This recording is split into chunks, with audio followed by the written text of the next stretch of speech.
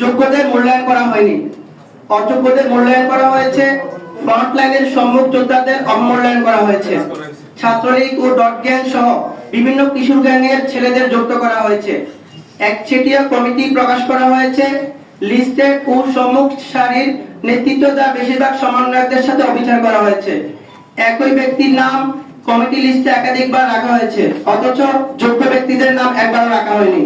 চট্টগ্রাম মহানগরের সহ স্বনামধন্য প্রতিষ্ঠানের নেতৃত্বস্থানীয় সমন্বয়ক এবং সহযোদ্ধাদেরকে কমিটি থেকে মাইনাস করা হয়েছে।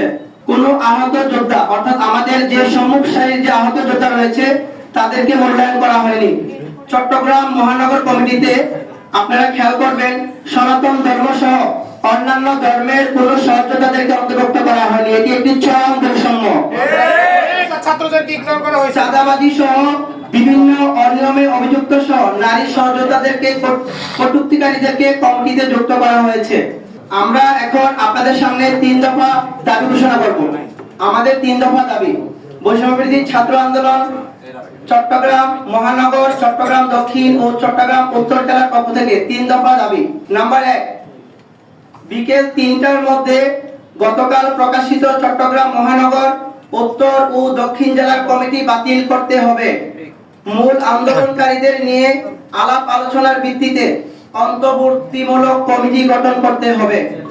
2, আগামী 3 দিনের মধ্যে কমিটি গঠনের পূর্বে অভিযুক্ত সকল ব্যক্তির বিরুদ্ধে তদন্ত প্রতিবেদন জনসমক্ষে প্রকাশ করতে হবে এবং অভিযোগ প্রমাণিত হলে সাংগঠনিক ব্যবস্থা গ্রহণ করতে হবে। 3, ব্যক্তির পছন্দে গঠিত এই কমিটি সমূহ গঠনের সাথে জড়িত সকলের নাম পরিচয় প্রকাশ করে সাংগঠনিক ব্যবস্থা গ্রহণ করতে হবে। এই 3 দফা দাবি আদায় না হওয়া পর্যন্ত আমাদের থামানো চলবে না।